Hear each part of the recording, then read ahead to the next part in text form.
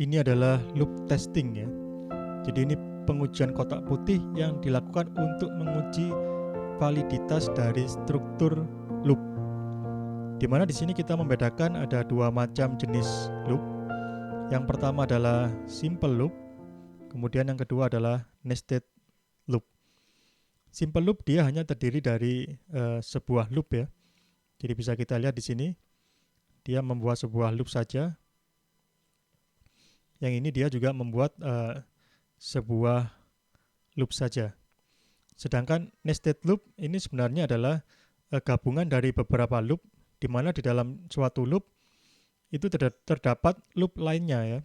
Jadi jika kita lihat yang ini, dia bisa berputar seperti ini. Ini loop yang pertama yang di luar ya.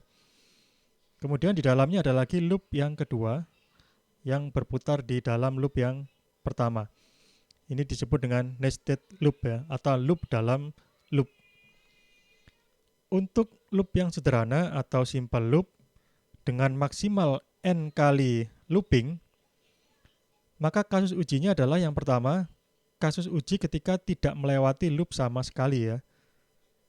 Kemudian yang kedua, kasus uji sebanyak m kali ya, melewati loop di mana m kurang dari n. Kemudian kasus uji n kurang dari 1, kemudian n plus 1 melewati loop ya.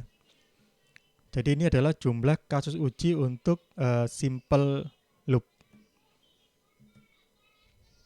Kemudian untuk yang nested loop, atau disebut juga dengan loop bersarang atau loop di dalam loop, jumlah kasus uji semakin besar ya.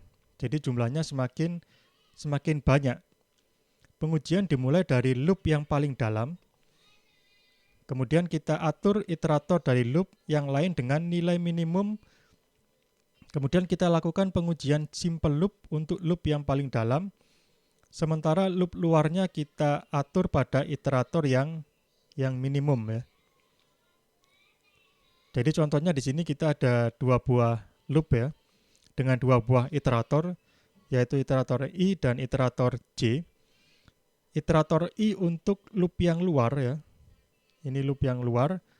Kemudian iterator J kita gunakan untuk loop yang dalam ya. Jadi yang pertama kali kita uji adalah loop yang dalam dulu ya. Jadi ini yang kita uji dulu. Kita uji yang pertama. Yang ini yang luar kita set minimum dulu ya nilainya. Kemudian setelah itu baru kita uji untuk loop yang luarnya ya. Jadi langkah-langkahnya seperti itu untuk yang nested loop ya. Sedangkan untuk nilai dari iterator ya, I kemudian J, ini kita bisa menggunakan atau memperlakukan seperti pengujian untuk yang simple loop ya, dengan maksimal n kali ya. Tinggal kita sesuaikan dengan kondisi dari loop bersarang atau nested loop yang akan kita uji.